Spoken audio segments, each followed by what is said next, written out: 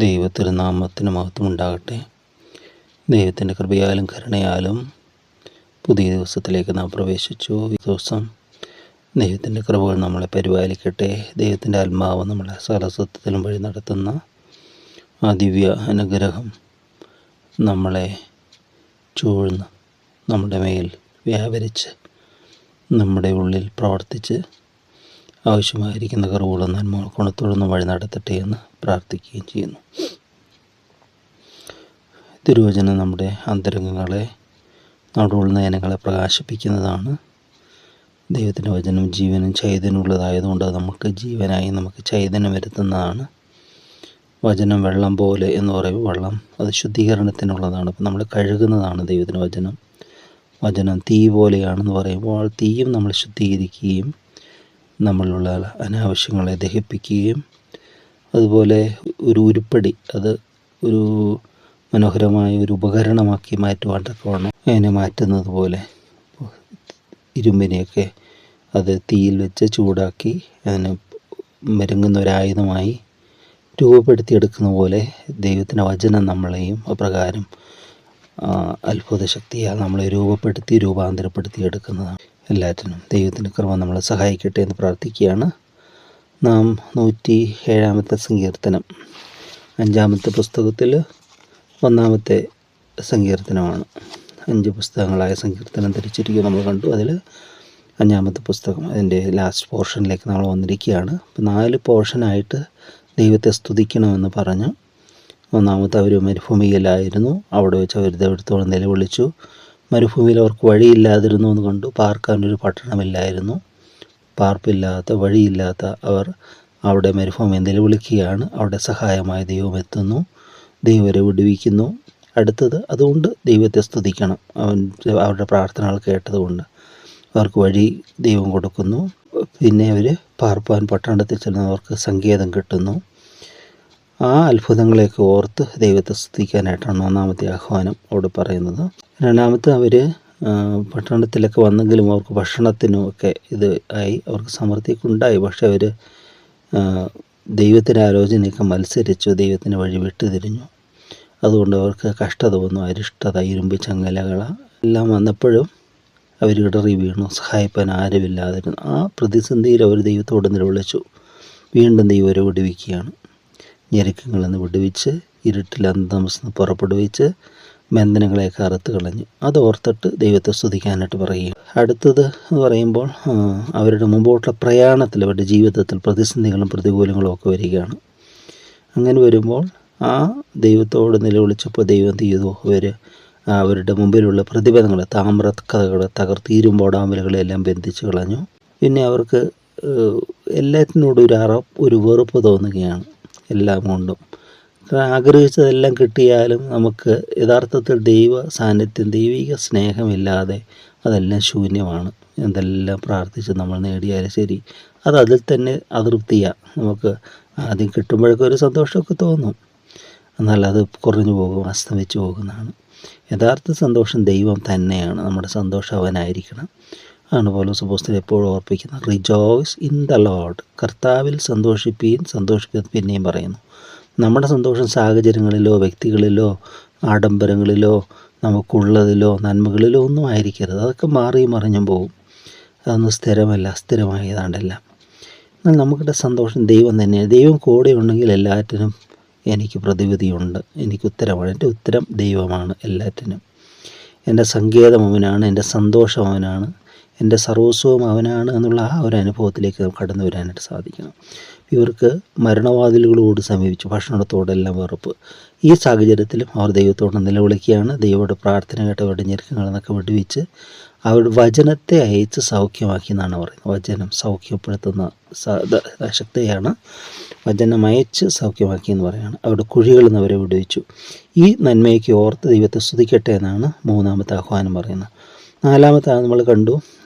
അപ്പോൾ ഇതിനു വേണ്ടി 3 അവസാനം പറയുന്നത് സ്തോത്രയാഗത്തോടുകൂടി ദൈവത്തെ സ്തുതിക്കട്ടെ, സംഗീതത്തോടുകൂടെ പ്രവർത്തികൾ വർണ്ണിക്കട്ടെ എന്ന് പറയണം.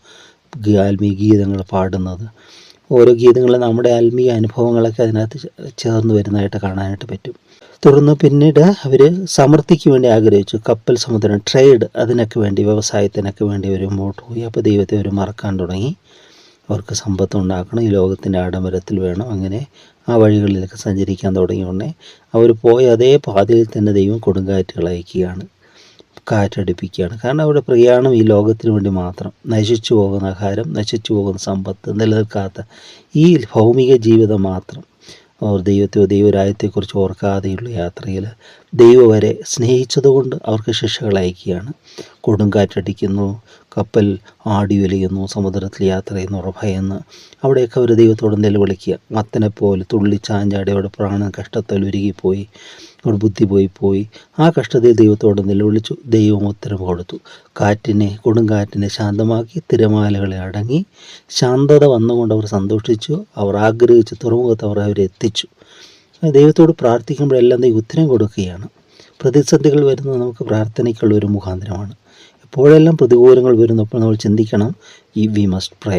നമ്മൾ പ്രാർത്ഥിക്കണം, ദൈവത്തോട് യാചിക്കണം, ദൈവത്തോട് ചേരണം, ദൈവത്തോട് അടുത്തിരിക്കണം. അപ്പോൾ ദൈവം ഉത്തരം തരും, നമുക്ക് ദൈവത്തെ മഹത്വപ്പെടുത്താൻ പറ്റും.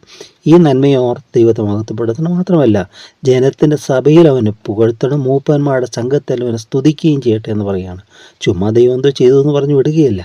പറ്റുന്ന രീതിയിൽ നമ്മൾ ദൈവത്തെ സാക്ഷിക്കാനായിട്ട് സാധിക്കണം. തുടർന്ന് 33 വാക്യം മുതൽ നമ്മൾ ചിന്തിക്കുക. അവിടെ പറയുകയാണ്, നിവാസികളുടെ ദുഷ്ടനിമിത്തം അവൻ നദികളെ മരുഭൂമിയും നീരോറോടെ വരണ്ട നിലവും ഫലപ്രദമായ ഭൂമിയെ ഉവർനിലവുമാക്കി. അവൻ മരുഭൂമിയെ ജലതടാകവും വരണ്ട നിലത്തെ നീരോറുമാക്കി. ഇങ്ങനെ വന്ന് പാർപ്പിടമൊക്കെ പിന്നെയും അവർ താമസിക്കാൻ തുടങ്ങി. പക്ഷേ ഒരു ഭൂമിയിലെ നിവാസികളുടെ ദുഷ്ടത നിമിത്തം, ഈ പ്രകൃതി പോലും ഇത് ചെയ്യുന്നത് മനുഷ്യൻ്റെ ദുഷ്ടത നിമിത്തമാണ്. ഭൂമി ഭൂമി കൊടുകൂടെ കിടുകിട കീറുന്നു, കൊടുകൂടെ കുലുങ്ങുന്നു എന്നൊക്കെ പറയുന്നുണ്ട്. പാപം എൻ്റെ മേൽ ശാപമായിരിക്കുന്നു, ഭാരമായിരിക്കുന്നു പറയുന്നത്. ഭൂമി നിലവിളിക്കുകയാണ് മനുഷ്യൻ്റെ പാപനിമിത്തം, അതിക്രമ നിമിത്തം. അത് കണ്ടിട്ട് ആ സൃഷ്ടികളെല്ലാം നിലവിളിക്കുകയാണെന്ന് പറയുകയാണ്. ഇവിടെ പറയുകയാണ്, നിവാസികളുടെ ദുഷ്ടനിമിത്തം അവൻ നദികളെ മരുഭൂമി, നദിയൊക്കെ വറ്റി, നീരോറകൾ വരണ്ട നിലം, ഫലപ്രദമായ ഭൂമിയെ ഉവർനിലവുമാക്കി. നല്ലപോലെ ഫലം കൊയ്യുന്നതായിരുന്നു കൃഷിസ്ഥലങ്ങൾ, ഒന്നും കൃഷി ഫലം കൊടുക്കാതെയായി. മരുഭൂമിയെ ജലതടാകവും, പിന്നെ മരുഭൂമിയായിരിക്കുന്ന സ്ഥലത്ത് ജലതടാകം, വരണ്ട നിലത്ത് നീരൂറലുമാക്കി. മറ്റൊരു ഭാഗത്ത് പറയുകയാണ്, മരുഭൂമിയെ ജലതടാകമാക്കിയിട്ട് വരണ്ട നിലത്ത് നീരൂറലുമാക്കിയിട്ട് വിശന്നവരെ അവൻ അവിടെ പാർപ്പിച്ചു. നീതിക്ക് വേണ്ടി വിശുദ്ധ അയക്കുന്നവർ. അപ്പോൾ മുൻപത്തെ കൂട്ടത്തിൽ പറയുകയാണ്, അവർക്ക് ദൈവത്തെ ഓർക്കാത്തതുകൊണ്ട് അവരുടെ എല്ലാം നന്മകളും പ്രതികൂലങ്ങളായിട്ട് മാറി. എന്നാൽ മറ്റൊരു ഭാഗത്ത് ദൈവം എന്ത് ചെയ്യുന്നു, പ്രതികൂലങ്ങളെ നന്മകളാക്കി കൊടുത്തു വിശന്നവർക്ക് വേണ്ടി. എന്ന് പറഞ്ഞാൽ നീതിക്ക് വേണ്ടി വിശുദ്ധ അയക്കുന്നവർ, നന്മയ്ക്ക് വേണ്ടി ആഗ്രഹിക്കുന്നവർക്ക് വേണ്ടി. അവർക്ക് പാർക്കുവാൻ പട്ടണമുണ്ടാക്കുകയും നിലം വിതയ്ക്കുകയും മുന്തിരിത്തോട്ടത്തിനകത്തുണ്ടാക്കുകയും സമൃദ്ധിയായ ഫലങ്ങൾ അനുഭവിക്കുകയും ചെയ്തു. അവൻ അനുഗ്രഹിച്ചിട്ട് അവർ അത്യന്തം പെരുകി. അവരുടെ കന്നുകാലികൾ കുറഞ്ഞു പോകുവാൻ അവൻ ഇടവരുത്തിയതുമില്ല.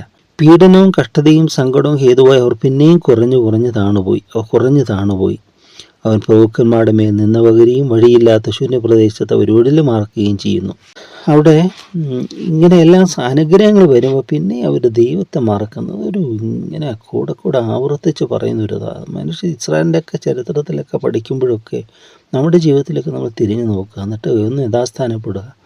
നന്മകൾ, പ്രയാസങ്ങളും പ്രതിസന്ധികളും വരുമ്പോൾ ദൈവത്തോട് നിലവിളിക്കും.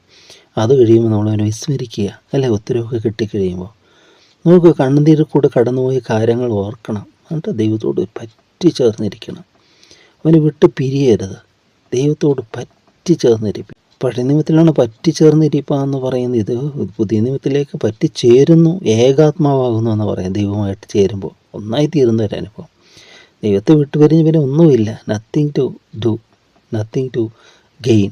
ദൈവത്തെ കൂടാതെ ഒന്നും ചെയ്യാനില്ല, ഒന്നും നേടാനുമില്ല. ദൈവമാണ് എല്ലാറ്റിനും. ആ ഒരു ഇൻറ്റിമസി, ആ ഒരു സഹിത്വം, ഇവിടെ സഹിത്വത്തിൻ്റെ ഭക്തനൊക്കെ ഉണ്ടാകുന്ന പോലെ ഏകാത്മാവാകുന്ന ഒരനുഭവം. ഞാൻ അവനിലും അവൻ എന്നിലും. അതെന്തൊരു മധുരതരമായ അനുഭവമാണ്. അത് സാധ്യമായതാണ്. കഴിഞ്ഞ കാലം എക്കാലത്തും ദൈവം തൻ്റെ ഭക്തന്മാർക്ക് അത് സാധിപ്പിച്ചു കൊടുക്കുന്നതാണ്. തന്നിൽ ആശ്രയിക്കുന്നവർക്ക്, വിട്ടുപിരിയാത്ത, നമ്മോട് കൂടെ വസിക്കുന്ന ഇമ്മാനുവേൽ. ക്രിസ്മസിൻ്റെ സന്ദേശം ഇമ്മാനുവേൽ, ദൈവം നമ്മോട് കൂടെ, വിത്ത് അസ്. ഈ ഒരു അനുഭവം ദൈവം നമുക്ക് തരട്ടെ എന്ന് പ്രാർത്ഥിക്കുക. എന്നിട്ട് അവിടെ പറയണം, അപ്പോൾ അങ്ങനെ അവർ ദൈവത്തെ മറന്നപ്പോൾ എല്ലാം സമൃദ്ധിയായിട്ട് കൊണ്ടായി. അപ്പോൾ ഒരു പീഡനയും കഷ്ടനോകത്ത് പിന്നെയും കുറഞ്ഞ് താണുപോയി. പ്രഭുക്കന്മാരിൽ നിന്ന് പകർന്നു, വഴിയില്ലാത്ത ഉഷിനെ ഊഴിലുമാറാക്കുകയും ചെയ്യുന്നു. അവരവരുടെ ദുഷ്ടത കൊണ്ട് തന്നെ അങ്ങനെ സംഭവിക്കുന്നത്. ദൈവത്തെ അവരുടെ ജീവിതത്തിൽ പ്രവർത്തിക്കാതെ വയ്യാതെ വരുന്നു. ഒരു വെളിച്ചം ഇല്ലെങ്കിൽ പിന്നെ ഇരുട്ടല്ലേ, വിഴുന്നു പോകത്തില്ലേ? വെളിച്ചത്തെ പകയ്ക്കുകയാണ്, വചനത്തോട് മത്സരിക്കുകയാണ്. അങ്ങനെയൊക്കെ വരുമ്പോൾ അത് തീർത്തും നിരാശാജനകമായ ജീവിതങ്ങൾ എന്തെല്ലാം നേടിയാലും ആ ജീവിതത്തിൽ നിന്നും സമാധാനം ലഭ്യമാകുകയില്ല.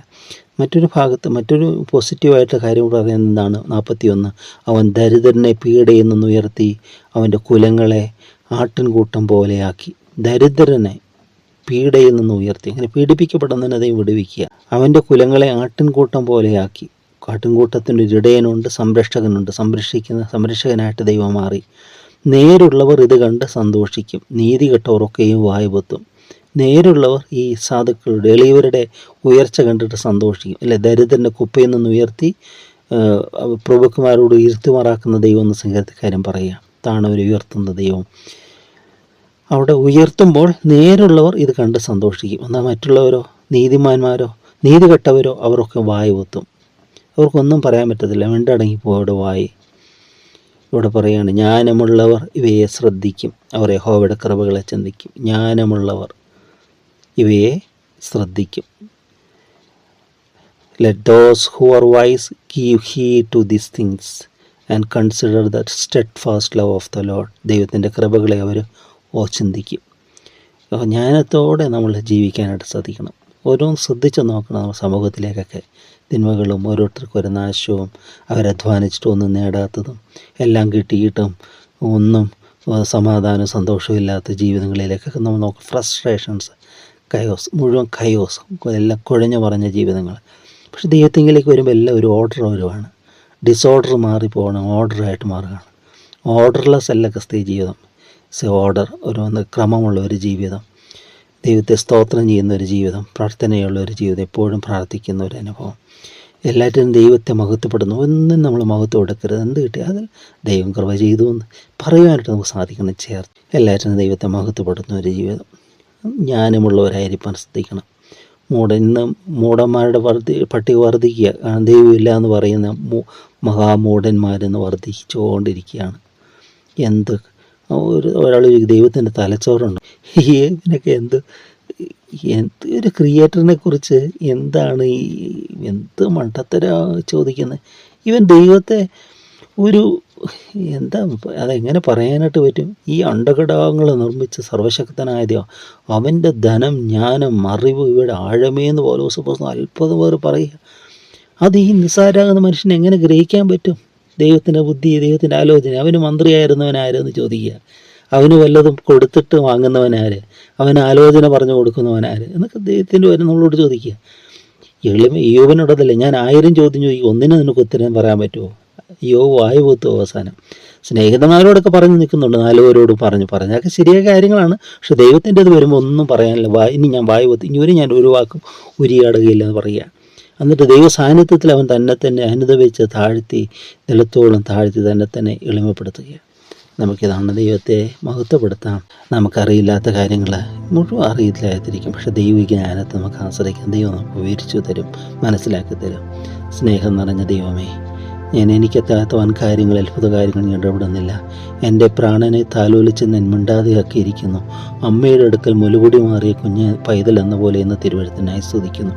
അപ്പോൾ ഞങ്ങൾക്ക് എത്തിപ്പെടാത്ത കാര്യങ്ങളെക്കുറിച്ചുള്ള ചിന്തയിൽ ദൈവത്തെ ചോദ്യം ചെയ്യുന്നവരായിട്ടല്ല, ഞങ്ങൾക്ക് സകലവും ധാരാളം അനുഭവം കൃപ തരുന്ന ദൈവത്തിൽ പ്രത്യാശ വയ്ക്കുവാൻ, ജ്ഞാനത്തോടെ ഇതെല്ലാം ശ്രദ്ധിക്കുവാൻ, ദൈവത്തിൻ്റെ കൃപകളെ ചിന്തിക്കുവാൻ ഞങ്ങളെ ഒന്ന് സഹായിക്കണമേ എന്ന് പ്രാർത്ഥിക്കുന്നു. എപ്പോഴും നിൻ്റെ ഇഷ്ടം ചെയ്യുവാൻ, അവിടെ നിന്ന് ഞങ്ങളെക്കുറിച്ച് ആഗ്രഹിക്കുന്ന ആഗ്രഹം ഞങ്ങളിൽ സഫലമാകണമേ അപ്പ. അതിനായി അവിടുത്തെ പരിശുദ്ധാത്മാവിനായി ഞങ്ങളെ സഹായിക്കണമേ. നല്ല കൃപകൾക്കായ സ്തുതി എല്ലാ മാനവമഹത്വവും തിരുസന്നിധിയിൽ അർപ്പിക്കുന്നു. തിരുനാമത്തിൽ തന്നെ ആമേൻ. ദൈവം തന്ന സ്നേഹം എൻ ജീവിതമാകെ മാറ്റി. കാൽവരി ക്രൂശിലെ സ്നേഹം, സ്വന്തം പുത്രനെ നൽകിയ സ്നേഹം, ആ സ്നേഹം തന്നൊരു മോചനം, സ്വന്തം ജീവൻ നൽകിയ യേശുവേ. ജീവിപ്പിക്കുന്നതും ജീവനേകുന്നതും സമൃദ്ധമാം ജീവനും നീയല്ലോ, സമൃദ്ധമാം ജീവനും നീ